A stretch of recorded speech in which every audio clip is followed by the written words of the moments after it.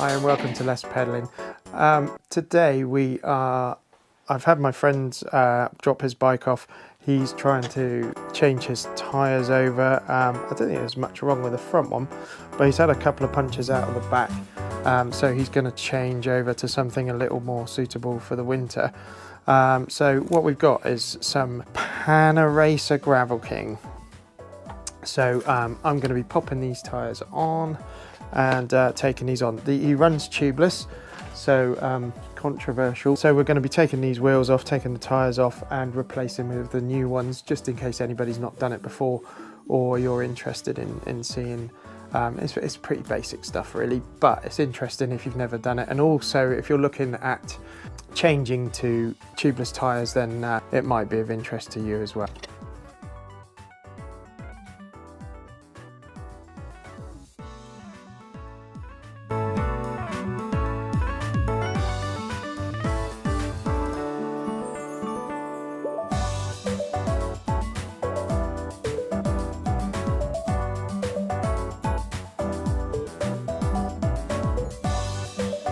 Okay, so I've got both the wheels off. They're both here, back and front. Then what I'll do is I'll put them up on. I've got this table on the treadmill at the moment because the garage is a bit crazy. Okay, so we've got, this is the rear wheel obviously, so I'm just going to take the cap off of the valve there. This tyre is flat, it's got a puncture. So we're not gonna, he's bought a new one, so we're not gonna have to worry about that too much at the moment. That is done up quite tight.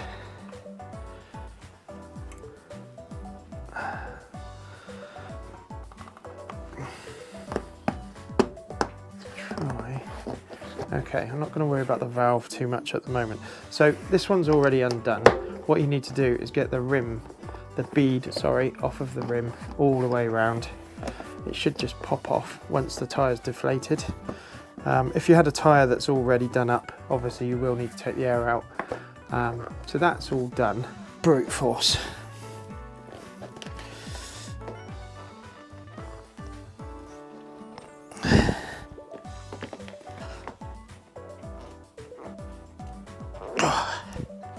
It's really, really cold as well at the moment, so it's not coming off as easy. There he goes. Right, so once you've got it off like that, just peel it off all the way around and away it comes. Now, this is Des's tyres. If you've seen any of my videos, you may have seen Des before, but inside there is virtually no liquid at all. So he was due a change, and it's no surprise that tubeless tyres are amazing and I'm a huge fan of them, but if you don't keep them up together, if you don't renew the liquid inside, they won't work. And that is kind of what's happened, I think.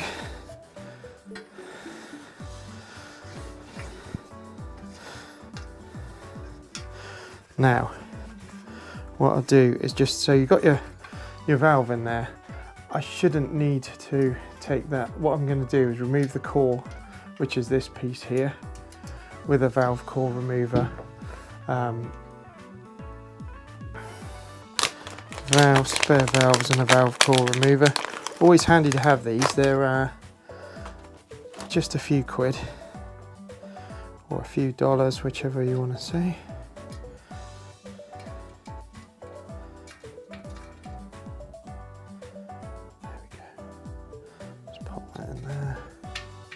That's what your valve core remover looks like. Like I say, they're just a few pounds to buy, or a few dollars. And that is perfectly fine. Nice and clean. I'll just check through there as well. Yeah, it's good. It's all good. Let's just grab the tyre. New one. I always thought it was Panacre, but it's not. It's Panaracer Gravel King. These are semi-slick. So Des, the guy whose bike this is, And also I just highlight the fact that it's freezing in here. I think it's about -3 outside, so probably not the best time to work with rubber tyres, but anyway, needs must and all that. So the important thing to do is make sure you get the tyre on the right way round. I don't know if it's got a direction on it. So this is a 35mm tyre, that's the right way. So I always start, when you go to put it back on, basically you need to get both of these beads over each side of the tyre, each side of the rim. So start off with one side. It's always good practice as well to get your, well, if you want to be a bit fancy about it, get your logo bang on where the valve is, like that. More or less in the middle. Then that's where this comes in. So we're still going to go and go onto the ground now, just to try and get this on a bit better. It's because it's so cold, it's a lot more tricky. Is he on all the way around? There we go, it's popped on. Now then, make sure we get this nice and in the middle. That's it. So the other side, start at this end, start to pop it on. Like that.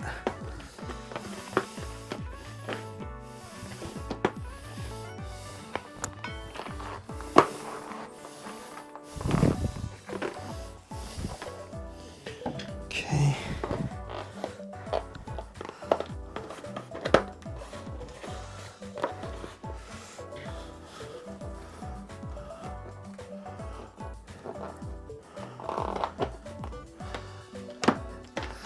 That.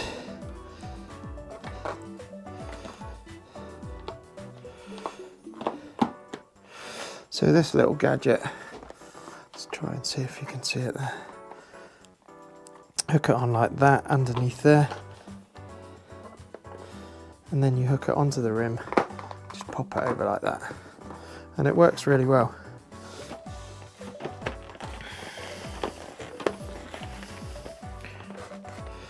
Especially once you get to these little tight bits, like the last bit, which is usually the hardest bit to do. There we go. I think I was pinching too much at a time. There we go, we're on. Okay, so once you've got it all on like that, everything's there. What I do is put this valve back in and then just pump it up to get it seated. And then I put once I've got it seated, I put the liquid back in. Although I say back in, there wasn't any in poor old Des's tyres. Okay, so that's nice and tight. Okay, so what I've done, I've got one of these pumps that has a tank on it, which are, okay, so I put that on there. I've got one of these pumps that has a tank on it, so you pressurise the gas first, then just let it out and it should just seat straight away, hopefully. There we go. Once you're listening for that bang, a little crack, don't think it's seated just yet. Sometimes it takes a couple of goes. There we go. Once you get that loud pop, that's what you're waiting for. So what I'm using is this Stan's no tubes tyre sealant. Next, what you want to do with the tyre inflated, take this valve back out again. This is the way I do it. It's not the only way to do it. This is what I like to do. I find it the best way without getting too mucky. Gently just push it. Hopefully you can do it without making too much mess. So that's 20 millilitres. So what I do is put that bit of pipe on the end, tip the bottle over a bit, and you can see when it's picking up. There we go. It says sort of 50 to 60 millilitres on a tyre like this. This is a 35mm tyre. So I just pop this little tube on there. This is just how I do it. I mean, this is a brake bleeding kit really, but I wash it all off thoroughly and done it like this many times. So we really want another full one of these. go. And just move the tyre around so that the fluid's got somewhere to go. That's it, done. Little wipe. So all the people that say makes loads of mess, I don't agree. In fact, my hands get more dirty fiddling about with horrible inner tubes. Hate inner tubes. Put the valve core back in. Doesn't need to be too tight, but also fairly hand tight. That's that. Okay, so it does always pay to just give it a good roll round. And what you're doing here is trying to make the sealant go all the way around the seal, because if there's any areas that are letting in air, this is how you'll get rid of that. So just roll it around a bit. See, whatever sealant is in there, make sure it does its job. So if you haven't used one of these pumps before, this is a pump that's it's actually by Lifeline, and they're really good for tubeless tyres. So this is all a storage tank, and on here you'll see it says tank or pump, so you switch the switch over to tank and then just keep pumping it up until the tank is full. So I've got my tank full up, then all you do, switch the switch,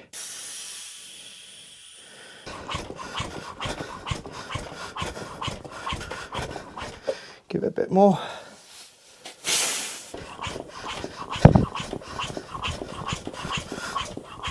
and then just pump it up.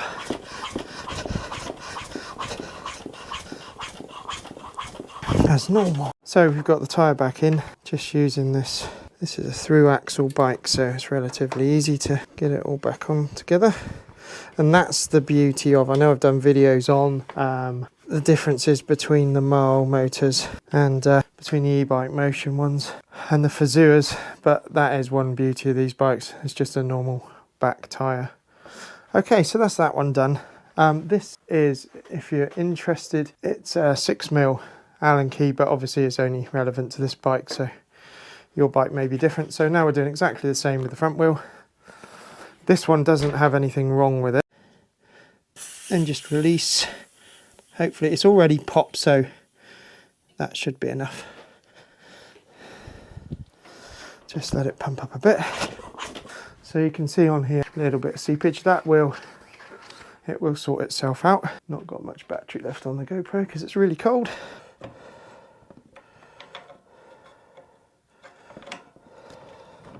Just grab the Allen key, and that's pretty much it. I don't know. Obviously it's a bit of a Marmite subject, the old tubes and no tubes, tube or tubeless. I'm a big fan of tubeless, but not everybody is. I appreciate that, but I don't think it's that messy. As you can see, there's a little bit of mess on the table, tiny bit, just that. But you know, for the exchange of the part, I know not everybody agrees, but especially if you do a bit of gravel riding, I can't tell you how much better it is. I don't ever really experience punctures. Only ones, you know, if they're so big they can't be dealt with by a tubeless tyre, then. But 9 times out of 10, these tyres fix themselves all the time, which doesn't make sense. 9 times out of 10, all the time. But you know, that's it, done. All ready for Des to come and get it to ride in the morning. He won't, but it's ready anyway. But yeah, so I hope that's been helpful, and I'm hoping to ride tomorrow. I don't know if I do a video on it. I might just go out and ride for the sake of riding tomorrow. But that's it, done. It's as easy as that. So I'll see you next time. Take care.